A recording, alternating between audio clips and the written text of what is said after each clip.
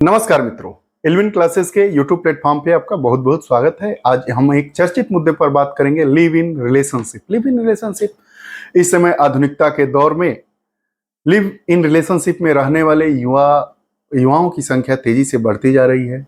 यह शक के दायरे में भी है। आज हम जानेंगे कि लिव इन रिलेशनशिप क्यों चर्चा में है, क्या इसको ही लव जिहाद का नाम दिया जा रहा है, या वो कौन सी परिस्थितियां हैं कि हमारे युवा इस तरीके के तौर तरीके अपना रहे हैं। क्या वह स्वतंत्र होकर जीना चाह रहे हैं, या सामाजिक बंधनों से मुक्त एक 21वीं सदी का जीवन यापन वह शुरू करना चाहते हैं, या जो वेस्टर्न कल्चर है उनका छाप हमारी भारतीय संस्कृति को ढके जा रहा है। क्या आज का जो हमारा मामला होगा वह स्नेहा देवी बनाम मोहम्मद सादाब का होगा। मोहम्मद सादाब और श्वेता जो स्नेहा देवी हैं, इन्होंने लिव इन रिलेशन में रहा, मामला क्या तुल पकड़ा, तो यह विषय चर्चा का हो जाता है।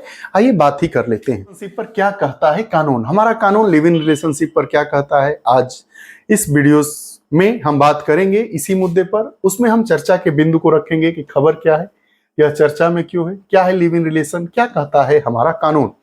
तो चर्चा में क्यों है, इलाहाबाद उच्च न्यायालय की लखनऊ पीठ ने, इलाहाबाद जो उच्च न्यायालय है उसकी एक खंडपीठ है लखनऊ में, उसने स्नेहा देवी और मोहम्मद सादाब खान के लिव इन रिलेशन मामले पर कुछ फैसला बताया है, कुछ बातें बताई हैं।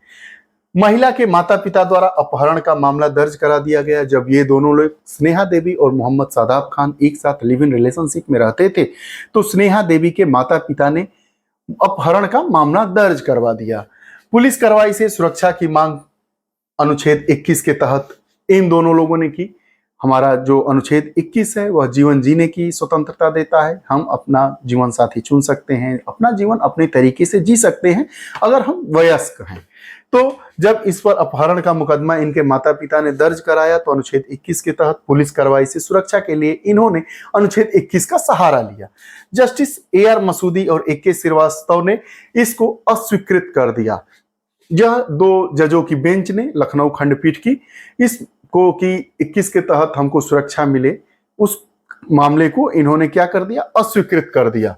के पीछे इन्होंने यह तर्क दिया कि जो हमारा इस्लामिक सिद्धांत है वो विवाहित होने पर लिव इन रिलेशनशिप की अनुमति नहीं है। यह कहता है कि अगर दोनों वयस्क पुरुष और महिला अविवाहित हैं तो लिव इन रिलेशनशिप में रह सकते हैं।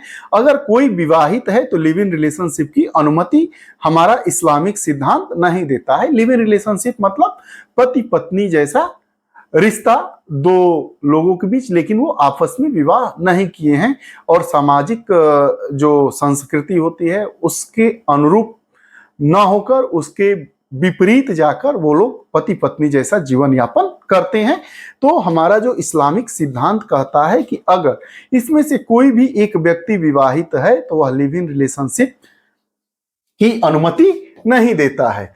स्थिति अगर भिन्न हो सकती है, यदि वे दो व्यक्ति विवाहित हैं और बालिग होने के कारण दोनों पक्ष अपने तरीके से अपना जीवन व्यतीत करना अगर चुनते हैं तो चुन सकते हैं। स्थिति कब विभिन्न हो सकती है, अलग हो सकती है, अगर दोनों वयस्क हैं, अपने तरीके से जीवन जीना चाहते हैं और दोनों अविवाहित हैं। तो क्या अब सादाब क्या थे, मोहम्मद सादाब ये विवाहित थे और जो स्नेहा देवी थी वो अविवाहित थी। दोनों लोग लिव इन रिलेशनशिप में रहते थे।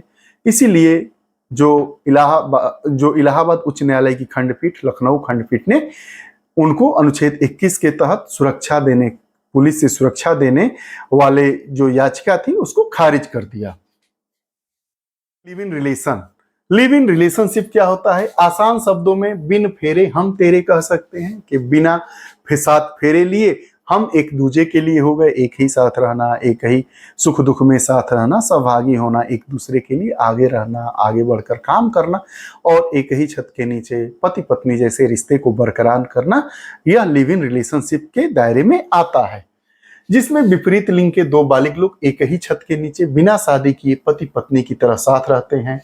वह एक दो दिन की बात नहीं होता है, वर्षों से साथ रह रहे हों, एक ही छत के नीचे रह रहे हों, पति पत्नी जैसा व्यवहार करते हों, बालिग हों और शादी नहीं किए हों और अपना जीवन जी रहे हों।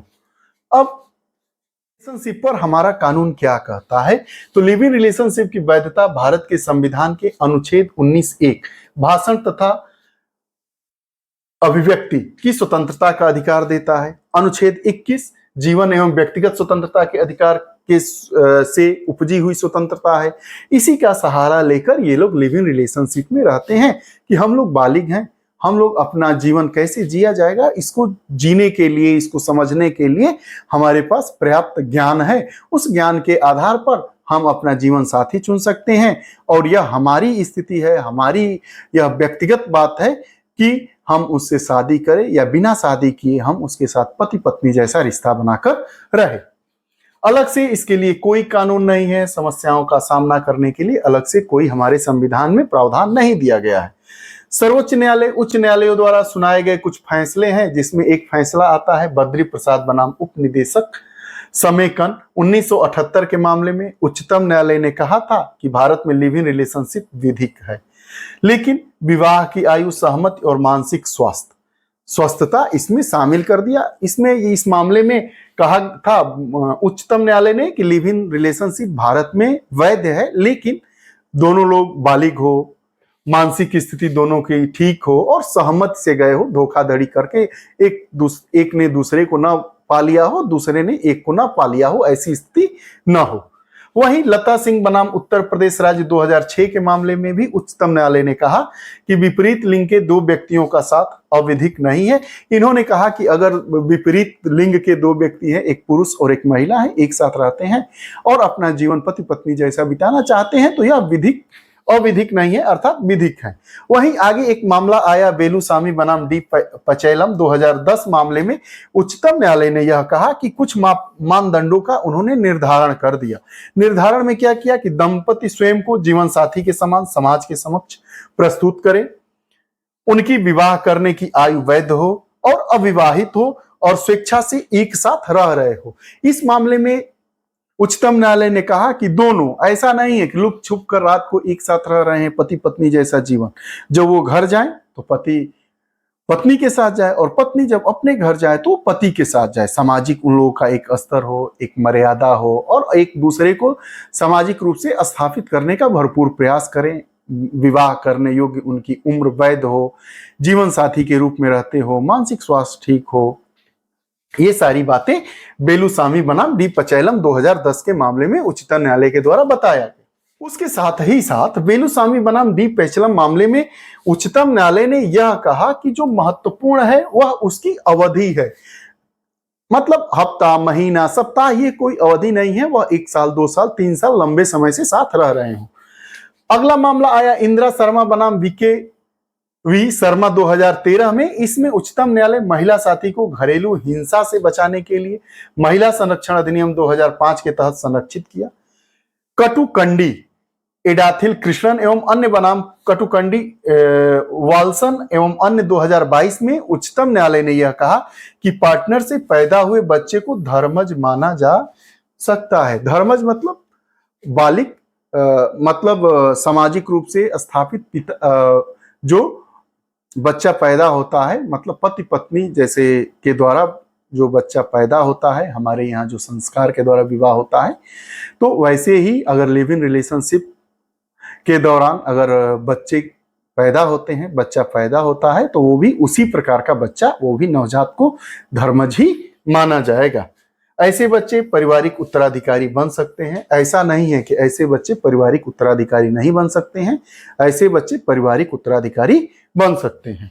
कहता है, हाल ही में इलाहाबाद उच्च न्यायालय ने लिव इन रिलेशनशिप से जुड़े एक मसले पर शादी की महत्ता को भी समझाया और कहा कि जानवरों की तरह हर मौसम में पार्टनर बदलने का चलन यह एक सभ्य समाज के लिए स्वस्थ समाज की निशानी नहीं हो सकता है। हाल ही में उच्चतम न्यायालय इलाहाबाद उच्च न्यायालय ने कहा कि लिव इन रिलेशनशिप ऐसा ना हो कि जैसे जानवर है हर मौसम में अपना पार्टनर बदलते हैं, वैसा ना हो और एक सभ्य और स्वस्थ समाज की निशानी लिव इन रिलेशनशिप नहीं हो सकता है। शादी में जो सुरक्षा होती है, सामाजिक स्वीकृति और अस्थायित्व मिलती है, वो लिव इन रिलेशनशिप में कभी नहीं मिल सकती। इलाहाबाद उच्च न्यायालय का यह कहना है कि जो एक संस्कारों के तहत सामाजिक प्रतिष्ठा के रूप में जो शादी विवाह होता है, उसकी जो प्रतिष्ठा है, उससे जो हमें सुरक्षा मिलती है, सामाजिक स्वीकृति जिसकी है, अस्थायित्व मिलता है, वह लिव इन रिलेशनशिप में कभी नहीं मिल सकता है। इसको क्या परिभाषित करता है कि एक वयस्क पुरुष व एक वयस्क महिला वे पहले से विवाहित या किसी अन्य के साथ लिव इन रिलेशनशिप में या प्रोहिबिटेड डिग्रीज ऑफ रिलेशनशिप में नहीं हो, तब एक रजिस्टर्ड वेब पोर्टल इस पर इन्होंने जारी किया है यूसीसी उत्तराखंड ने, और कहा है कि आप उस पोर्टल पर अपना पंजीकरण कराएं, रजिस्ट्रार की यहाँ पंजीकरण की रसीद लें, सूचना माता पिता और अभिभावक को दे दीजिए और रसीद के आधार पर आप वह युगल, किराए या घर या हॉस्टल में रह सकता है।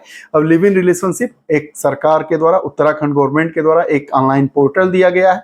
उस पोर्टल पर आप रजिस्ट्रेशन करवाइए, जो रसीद मिलती है दोनों लोग अपने माता पिता अभिभावक को दें, उसके बाद वह रसीद लेकर आप कहीं भी रह सकते हैं और बिना रसीद उस पंजीकरण के आप यह कहेंगे कि हम दोनों लोग लिव इन रिलेशनशिप में हैं, तो उस तरीके से उत्तराखंड में अब घर और मकान और होटल के कमरे अगर आप लेकर रह रहे हैं और पकड़े जाएंगे तो उत्तराखंड सरकार की कोई जिम्मेदारी नहीं होगी।